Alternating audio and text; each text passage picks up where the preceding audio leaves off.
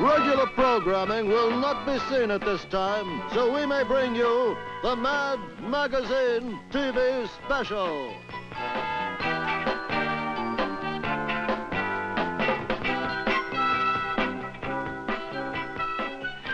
With the automobile manufacturer of the year, the Academy Awards for parents, Mad X-Raving, The Godfather, a peek behind the scenes at a hospital, and the kind of garbage you've learned to expect from Mad's usual gang of idiots. The Mad Magazine TV special is brought to you by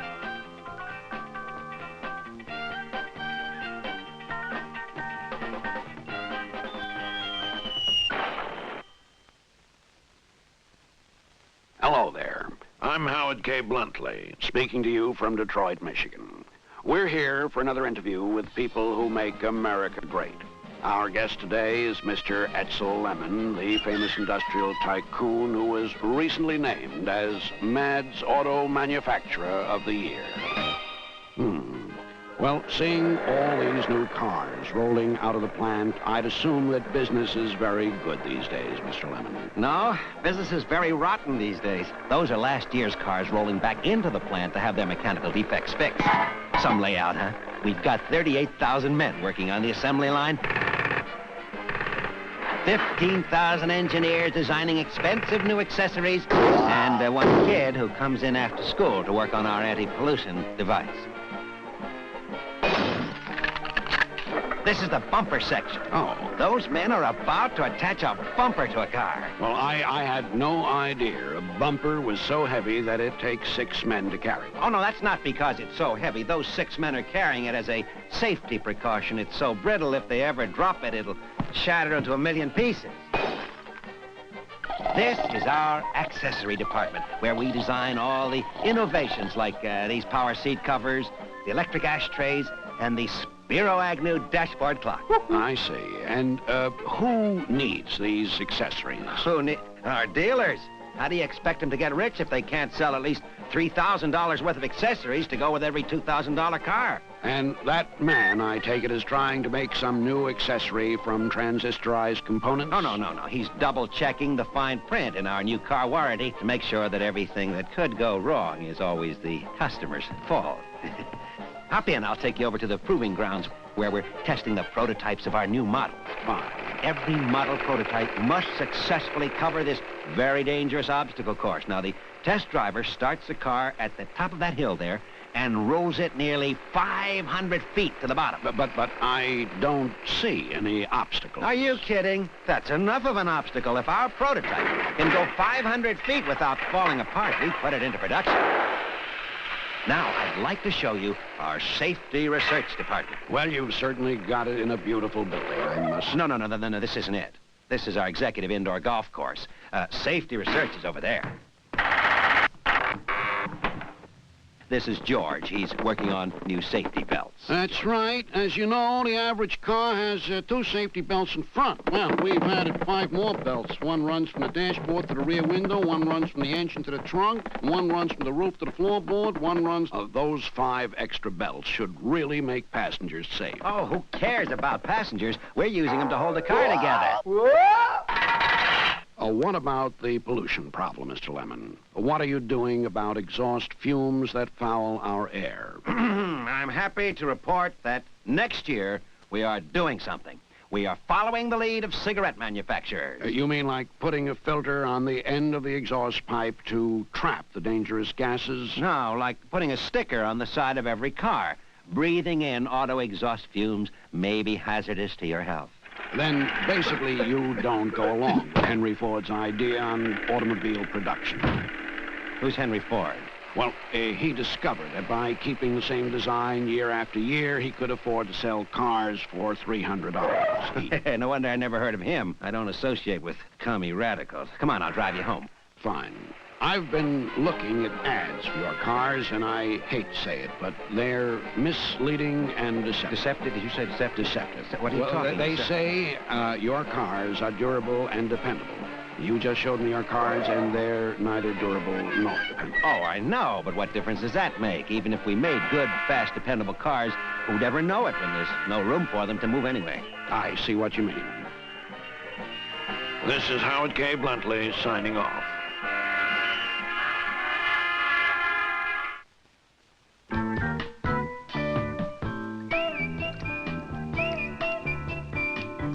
Okay, Mama's little snookum starling, sweetie, honey, baby. Bathing time is over. Time to get dry and ready for Betty Boy. First, we take out the little rubber dollies. Honestly, Edna, don't you think you're spoiling that duck a little?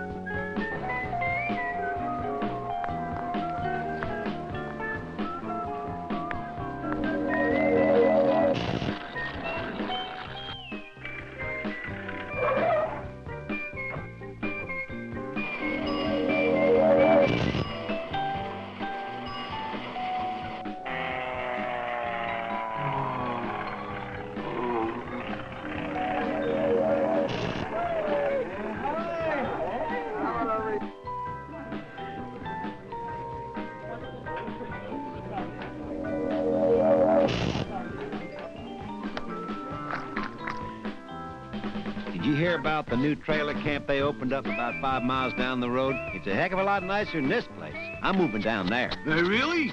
I'm going too. So am I.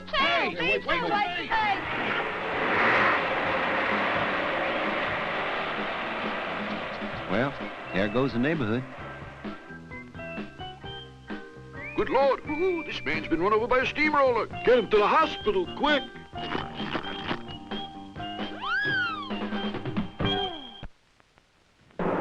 Ladies and gentlemen, welcome to Mad's Academy Awards for Parents. Here in this overstuffed, garishly decorated living room, Mr. and Mrs. Wilbur Nasel, overlooking their other 3.5 uncomfortable rooms, we have gathered to honor those people whose acting performances best illustrate the time-honored and traditional concepts of parenthood. Now, the winner will receive this lovely 14-carat solid gold-plated statuette, the Mommy. And now, on with the show! The nominees are, for Best Supporting Actress in a Teenager's Sloppy Room, Mrs. Elsie Gladbuck for her memorable performance in You're Just Impossible. What do you think I am? Your personal maid? You think all I have to do is pick up after you? Your friends should see how you keep your room. I'll bet their rooms are neat. I'll bet their rooms are clean. I'll bet their rooms are worse. Don't change the subject. It's your room that I'm talking about. For Best Adaptation of an Original Getting Rid of the Kid for the Summer Routine, Mrs. Alice Corker for her heart-rending scene in It's You We're Thinking Of. Darling, your leaving hurts us more than it hurts you. How do you think we'll feel all summer long without our little man around the house? But don't worry about us. We're happy to sacrifice so you can have a wonderful summer at camp. But what if I hate camp? You'll write us all about it while we're in Europe. For Best Original Score in the typical coming late for supper song and dance, Mrs. Hortense Inlay for her inspiring number in I Could Drop Dead for All You Care. What do you care that I sweat all day over a hot stove? You were supposed to be home half an hour ago. Instead of waltzing in late, you should get down on your hands and knees and be grateful you have such a devoted mother. Well, this is the end. For all I care, you can eat your dinner cold. What are we having for dinner? Tuna fish salad. For special effects in the You Kids Today Have No Respect for Money category, Mrs. Phyllis Freeble for her touching performance in Upset? Who's upset? You think it bothers me that you played football in your brand new suit? You think I care that it cost $65 of your father's hard-earned money? You think I'm upset that it'll take $15 or $20 to reweave it? You think I'm disturbed that you disobeyed my orders? You think I'm angry? Gee, Mom, I knew you'd understand. The winner is Mrs. Richard Klaus for her brilliant reversal in I Get No Help Around Here. Who do you think you are, the Queen from Sheba? Is it beneath you to help with the dishes? Are you afraid you'll soil your dainty little hands? Well, from now on, everyone in this house does her share, or else she can move out. Whoopee! I'll move out. Don't you get sarcastic with me, young lady. Well, that's it, folks. As Mad's Academy Awards for parents draw to a close, and the recipients and hopefuls rush for the exit so they can get home quick and start screaming and raving and carrying on, trying to qualify for next year's coveted awards, we bid you all goodbye. Bye!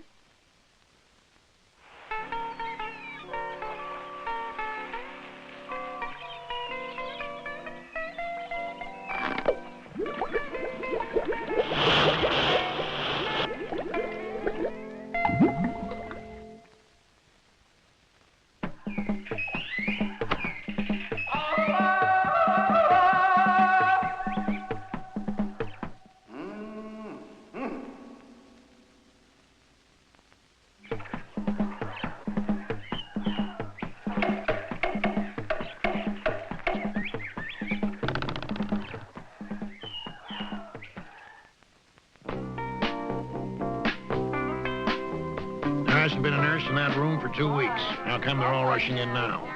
It's tip time. Nurses can smell patients who are checking out a mile away. I guess you're right. 4 of them are from another hospital. The heart patient in 413 just had a serious relapse. What happened? Well, he rang the button over his head for a nurse, and one actually showed up. Miss Fuddle, you've got the name tags on these babies all mixed up. Now we'll never know which infant is which. Don't worry. The mothers will never know either. Hey, who put a lock on this bathroom door? Bathroom doors in hospitals are not supposed to have locks. I know. They're taking all the fun out of nursing. Now how can we walk in unexpectedly and embarrass the patients? Ready to operate, Doctor. Okay, Mr. Gumbill, now just drink this glass of whiskey and bite down on this bullet. We'll have that little old gallbladder out in a jiffy. Maybe I better check the credentials of this new anesthesiologist. How awful. If only he could have held on for another hour. Why? Is his doctor coming? No, we could have charged him for an extra day. Nurse, what's the idea of allowing Mr. Fulvis to fall asleep? You know he's supposed to have the medication I prescribed at precisely 8 p.m. I'm sorry, Doctor. It won't happen again. Okay. Now wake him up and give him the sleeping pills. I gave the patient lunch, and he threw up. Well, that's not unusual, considering the food in this hospital. Try feeding him intravenously. I did. And? His vein threw up. Melissa? Come on, try again. Now, this has been going on for 3 days now. Why can't you admit this patient? Well, he hasn't been able to tell us his Blue Cross number. But these charges are ridiculous. $30 for a box of monogram stationery and $250 for a donation to your new Sarah J. Fingerhut Memorial Pavilion. But, sir, one of our solicitors sold these to you right after you came up from the recovery room. I don't remember that at all. Of course you wouldn't. You were delirious at the time. How dare you charge me for a private room when my bed was in the corridor? Because yours was the only bed in the corridor. Where are you going with that garbage? I'm taking it out to dump it. Idiot! That garbage isn't garbage going out. That garbage is food coming in.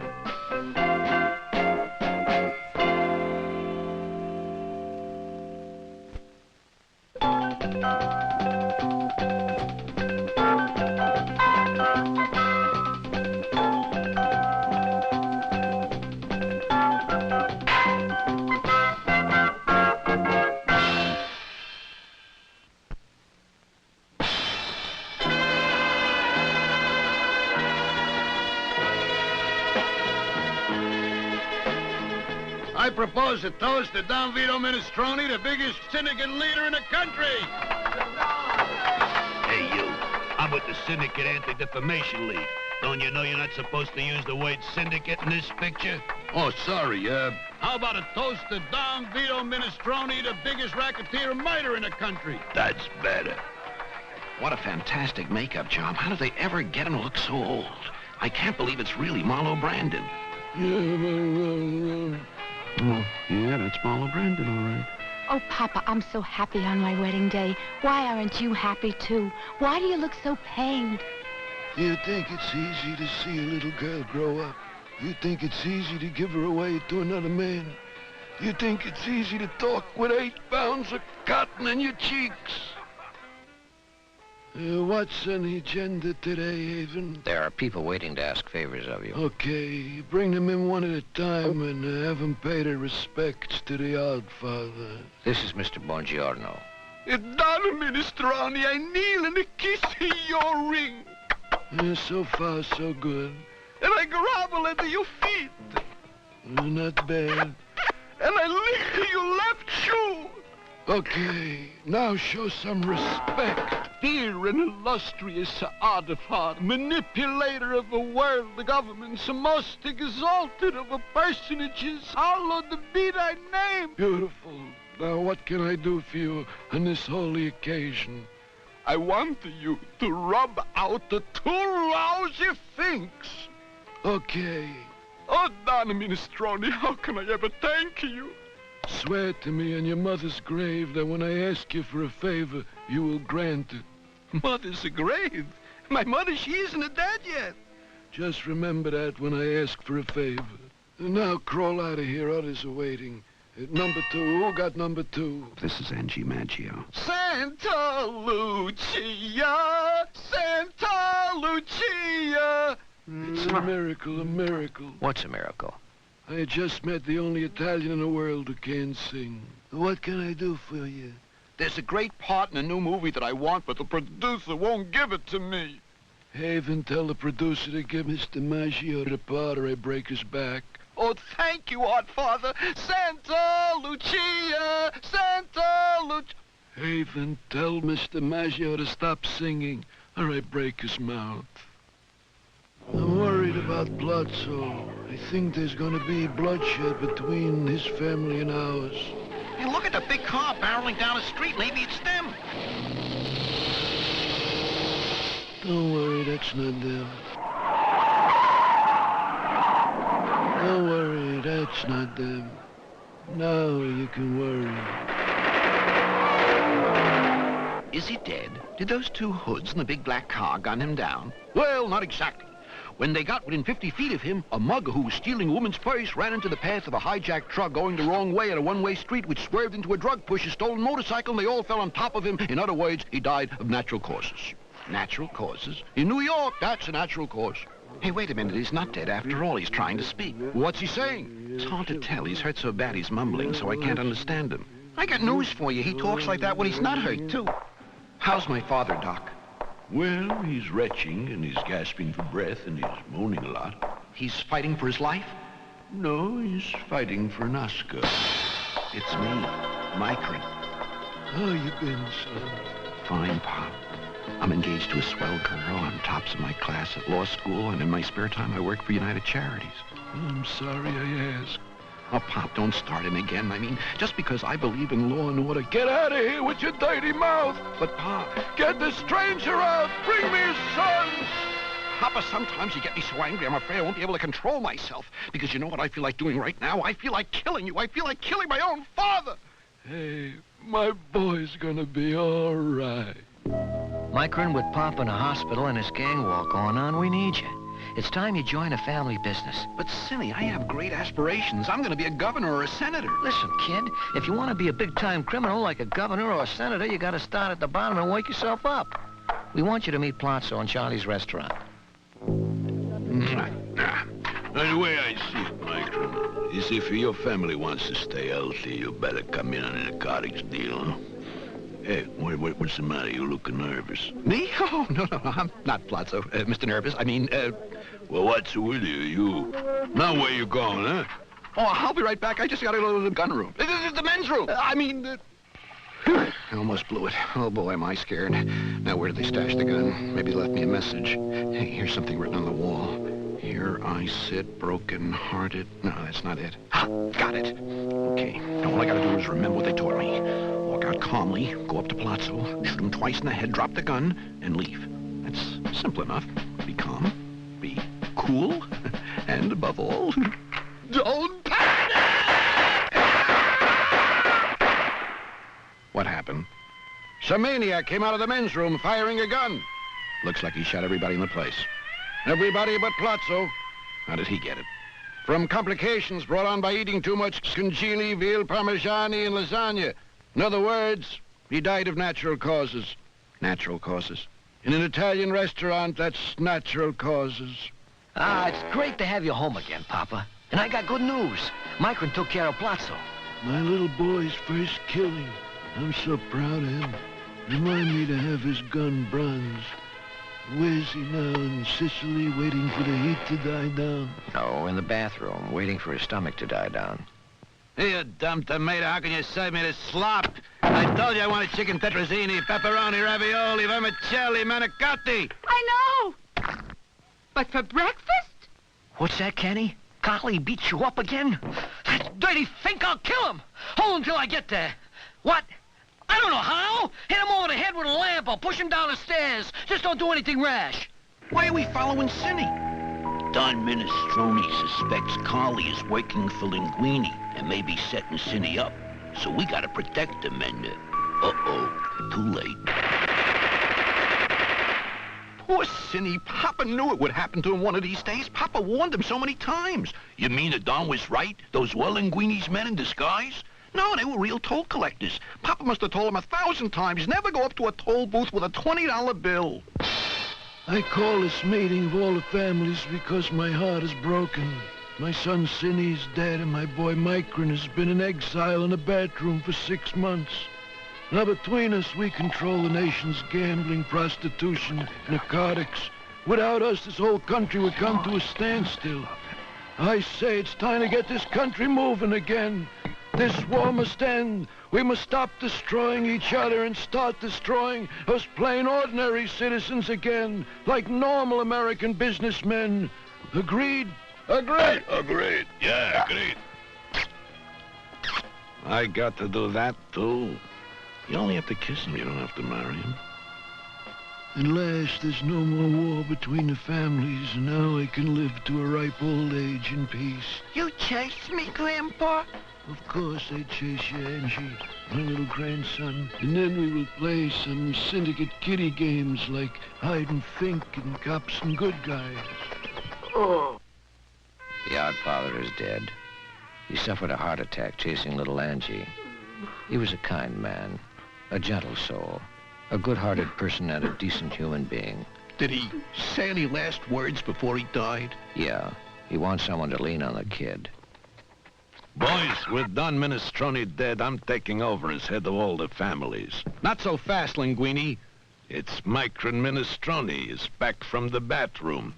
He's beginning to act like the odd father. Now let's get things straight. I'm in charge here. He's beginning to look like the odd father. And from now on, what I say goes. Do I make myself clear? He's even beginning to sound like the odd father. And I got plans, big plans. We're gonna make millions. He is the odd father. Now here's what we're gonna do. We're going legit. We're going into show business. We're gonna make a movie about us. Can't you just see it now? Theater owners everywhere will show it, or else. Yeah. Critics everywhere will love it, or else. Yeah. And people everywhere will be standing in line waiting to see it, or else. Yeah. And it will win an Academy Award, or else. Yeah. Now, we'll start the movie off at my sister Candy's wedding, and then what'll happen... The Mad Magazine TV special has been brought to you by...